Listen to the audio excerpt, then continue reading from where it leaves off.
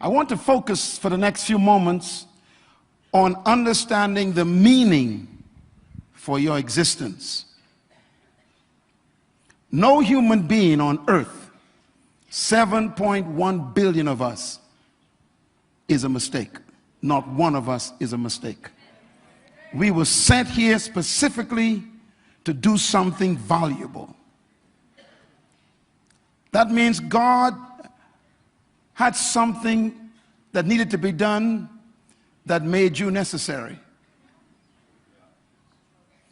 God created nothing for entertainment. He created nothing even for beauty, even though what he created may be beautiful. It was not for beauty. Even the colors of the flowers that you pick and put in your home, the colors really are not for beauty. I discovered in my research that certain insects can only see certain colors. So God designed the color in the flower to attract only one specific type of insect. So that color has a purpose. And most of us don't know our own purpose on earth. So I want to give you 5 questions to write down that you must answer if you are going to be successful on this planet. 5 questions. Write them down. Don't forget them. These 5 questions are so important that they control the entire world. Everything that every human does on earth is motivated by these 5 questions. The poorest man sleeping under the bridge is trying to answer these 5 questions. The wealthiest man living in the palace is struggling with these 5 questions. Every race, every creed, every ethnic group, and every culture is fighting over these 5 questions. These 5 questions control the whole world. They actually create industry. These 5 questions create the fashion world. These 5 questions develop entertainment worlds. These 5 questions wake you up every morning. These are the questions that produce corrupt leaders. These are the questions that produce people who abuse their own lives and abuse other people. These 5 questions control politicians, presidents of countries, and prime ministers. These 5 questions control pastors. These 5 questions control young people on the street, selling their bodies. It's because of these 5 questions that young people take drugs and sleep together without marriage. These 5 questions are so powerful that they cause the destruction of war in the world. What are these 5 questions? Number 1, write it down. Who am I? Who am I? It's a difficult question to answer. The second question that controls the human race is, where am I from? Where did I come from? What is my source? Some say you came from a monkey. Others say you came from a salamander that crept up on the rock 6 million years ago and became a tadpole and became a frog, which also became a monkey that became a man. Some believe that. The third question every human is battling with is, why am I here? It's a tough question. The average human being does not know why they're on planet Earth. They wake up every morning, go into a job they hate, working with people they don't like, getting paid less than they're worth, and dying too young from frustration because they don't know why they exist. The fourth question every human must answer is, what can I do? Write it down. What can I do? The average human on earth have no idea about their ability. 90% of the human population will die and never achieve more than 10% of their true ability. This is a tragedy. And the last question every human must answer is, where am I going? What is my destination? Everyone wants to know, what is my future? Where am I going in the next 20 years, 40 years? What will I be when I am 75 or 82? What is my destiny? And these 5 questions are frustrating the human race. It is these 5 questions that changed my life. Because these 5 questions are the questions that I couldn't answer. And when I was 13 years old, I began to read the Bible for myself. My father was a Baptist pastor, and he couldn't help me with the 5 questions. I went to a church and became religious and never got a question answered. So I decided to search for it myself.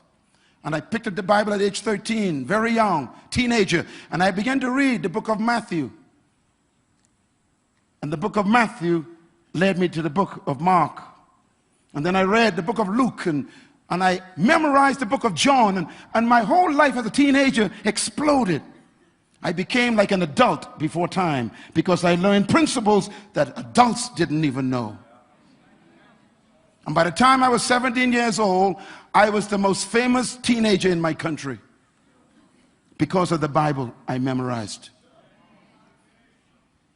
And it was during those years that I began to grapple with these 5 questions. Who am I? Where am I from? Why am I here? What am I really capable of doing? And where am I going? And I discovered that the greatest tragedy in life is not death. There's something worse than death. The greatest tragedy in life is life without a purpose. Nothing is worse than being alive and not knowing why. Breathing oxygen and eating food and getting energy and don't know why you have it. This is a tragedy. To live for 80 years and still didn't know why you were here, that's a tragedy. Without a purpose, life has no meaning. It has no sense of destiny, no sense of precision. Actually, purpose is the 3rd question. Why am I here? And this is the frustration of all humans. Every human wants to be successful. I have never met any human who said, I planned to fail tomorrow. No human wants to fail. Am I right? Everybody wants to succeed. But I have some good news for you. Write this down. Success is predictable. Success is predictable. Success is not luck. Success is not an experiment. You can predict success. I'm going to prove that in a minute. Success is designed by God to be predictable. But I want to quickly say the antithesis also is true. Failure is also predictable. Write it down. Now here is a paradox. Success is predictable, so you can literally plan success. I am successful today in my life, globally impacting millions of people, because I made a decision as a teenager as to what I want to be and do. What made me successful? I'm going to give you the answer now. And it's the same reason why people fail. Success is predictable, and success is predictable because life is designed for your success. But failure is also predictable because failure is the same result as success. Let me explain what I mean. God designed everything He created to be successful. You will never see a bird who cannot fly naturally. You'll never see a fish who cannot swim naturally. Every seed, if you put it in the ground and give it water, you don't need to pray. It is designed to bring forth a tree. Everything God created has built into it its own success. And if the plant is here today and gone tomorrow, how much more important are you to God? God is more committed to your success than you are. Why? Write this down. Your success is important to God. God needs you to succeed. When I discovered this, I became very bold. I put pressure on God. I discovered this when I was 17 years old. I discovered that God needed me to succeed. Let me explain why. Because success is built in to creation by every manufacturer. Success is important to every manufacturer who makes a product. Some of you have in your lap an iPad. That iPad has a little symbol on it. It's an apple. That apple is the image of the company. Before that image was placed on that company, the company tested the iPad before it left the factory. They made sure that everything necessary for its success was built into it. Stay with me. And the manufacturer took it and put it in a box. Then he put in the box, he covered it up with a book so you can't see it.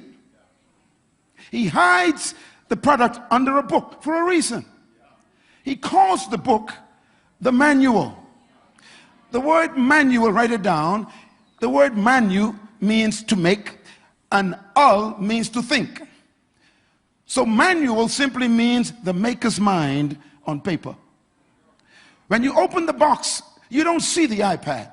You first see the book. And the book always says, before operating this product, please read me completely.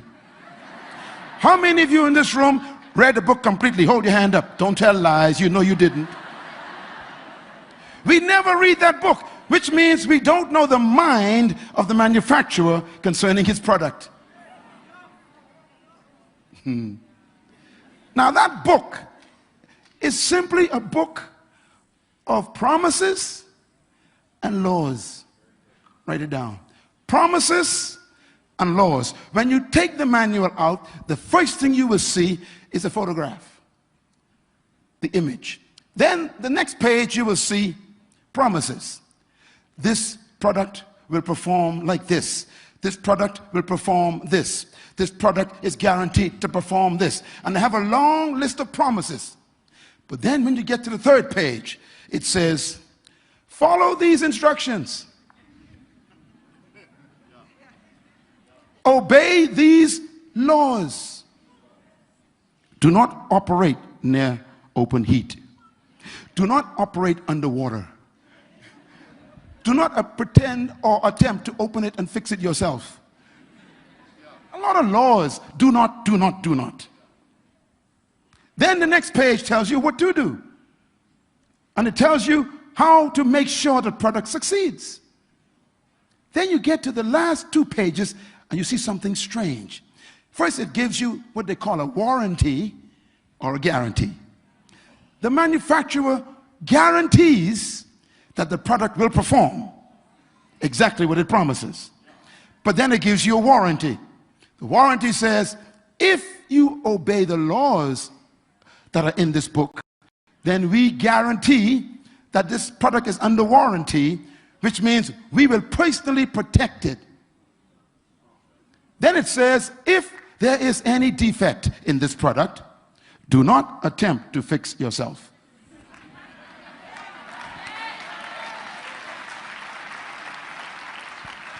Then it says, submit it only to an authorized dealer. Why? There are a lot of dealers, but they ain't authorized. Like Buddha, Muhammad, Confucius, Baha'u'llah, atheism. A lot of authors around, but they are unauthorized dealers. The only authorized dealers in the world are the ones that the manufacturer sanctions. Like Jesus Christ.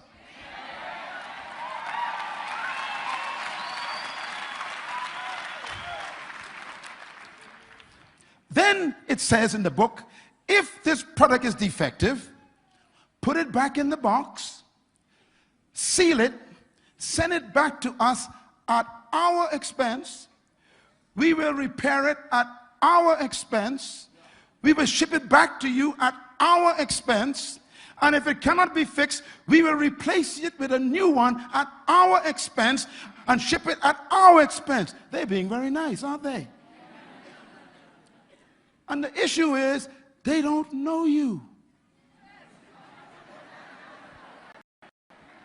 They are doing this because they like you. They don't even know you. Which means they are doing all of that not for your sake.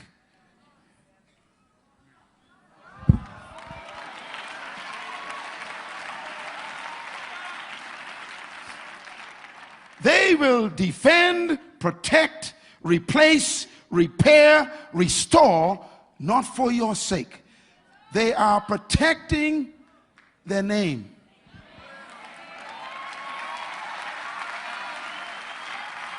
They are protecting the little apple on the cover, because they know if the product does not succeed, then their reputation is in trouble.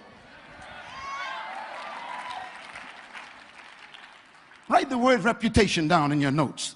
The word reputation is in the Bible, all through the Bible. Reputation. Let me give you the statement in the Bible for reputation. It is namesake. Namesake. Write it down. Namesake. That's reputation. Everything a manufacturer does is for its reputation, to protect its name. So the success of the product is necessary to protect the reputation of the company. So the worst thing that can happen to a manufacturer is when his product fails. His entire reputation and company can be destroyed. This is why whenever a company sells a product, like a car, and discovers a defect, they send out a massive recall. And they say, bring it in free. We will repair it free. Why? If this doesn't work, our reputation can be destroyed. They don't like you, they like their name.